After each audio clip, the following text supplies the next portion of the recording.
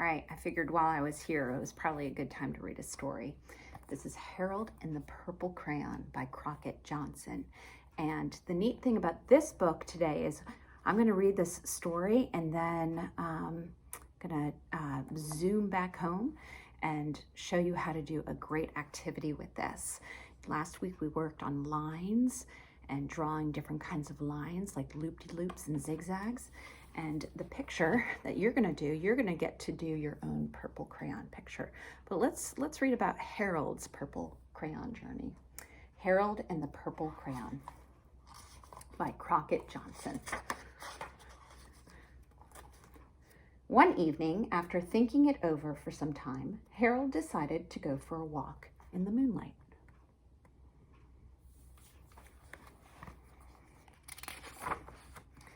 There wasn't any moon, and Harold needed a moon for a walk in the moonlight, and he needed something to walk on.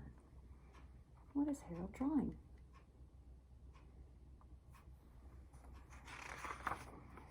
He made a long, straight path so he wouldn't get lost, and he set off on his walk, taking his big purple crayon with him.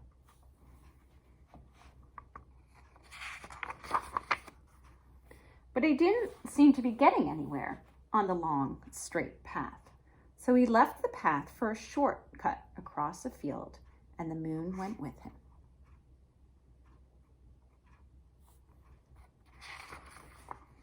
The shortcut led right to where Harold thought a forest ought to be.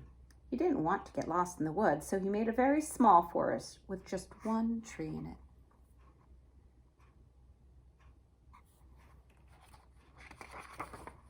It turned out to be an apple tree.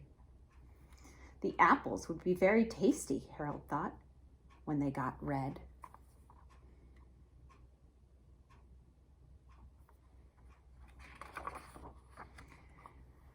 So he put a frightening dragon under the tree to guard the apples. It was a terribly frightening dragon.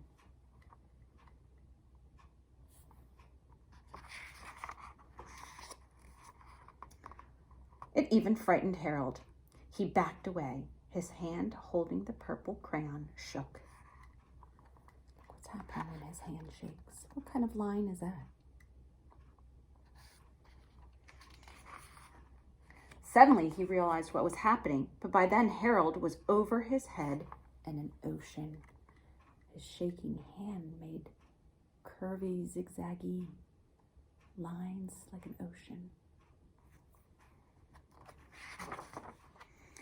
He came up thinking fast, and in no time he was climbing aboard a trim little boat.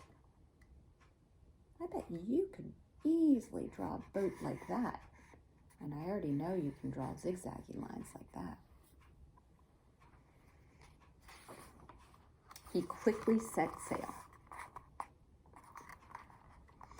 And the moon smiled along with him. After he had sailed long enough, Harold made land without much trouble. He stepped ashore on the beach, wondering where he was.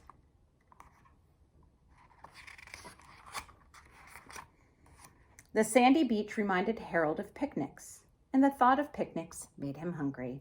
So he laid out a nice, simple picnic lunch.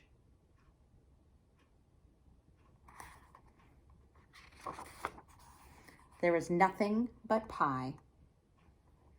But there were all 9 kinds of pie that Harold liked best. That's a lot of pie. When Harold finished his picnic, there was quite a lot left. He hated to see so much delicious pie go to waste.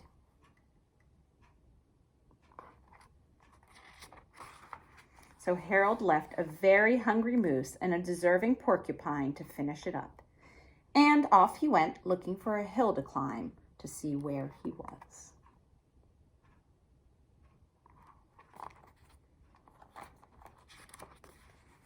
Harold knew that the higher he went, the farther he could see, so he decided to make the hill into a mountain. If he went high enough, he thought, he could see the window of his bedroom.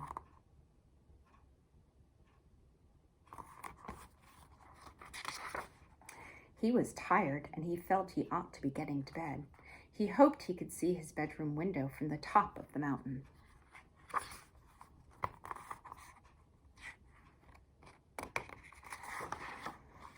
But as he looked down over the other side, he slipped, and there wasn't any other side of the mountain. He was falling in thin air. What should he do? What should he draw with his purple crayon? Let's see what he chooses to do. But luckily, he kept his wits and his purple crayon. What is he starting to draw? He made a balloon and he grabbed onto it. Look at that. That's so cool. And he made a basket under the balloon, big enough to stand in. And he had a fine view from the balloon, but he couldn't see his window. He couldn't even see a house. So he made a house with windows. You could do that. Square, some lines in it. And he landed the balloon on the grass in the front yard. None of the windows was his window. He tried to think where his window ought to be.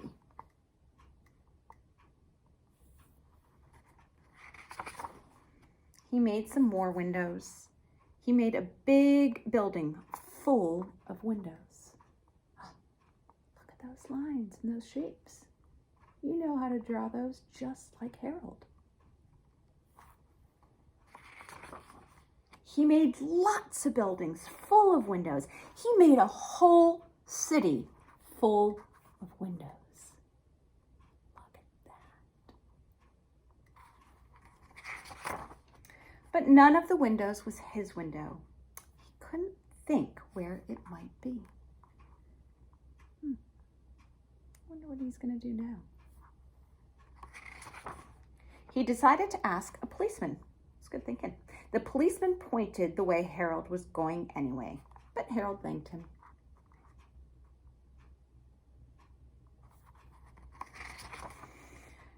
And he walked along with the moon, wishing he was in his room and in bed. And then suddenly Harold remembered.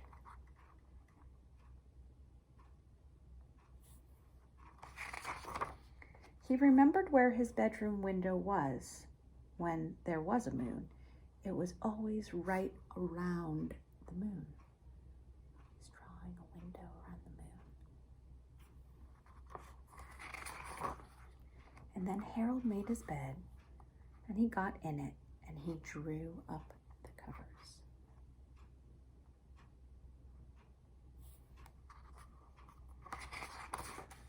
The purple crayon dropped on the floor, and Harold dropped off to sleep.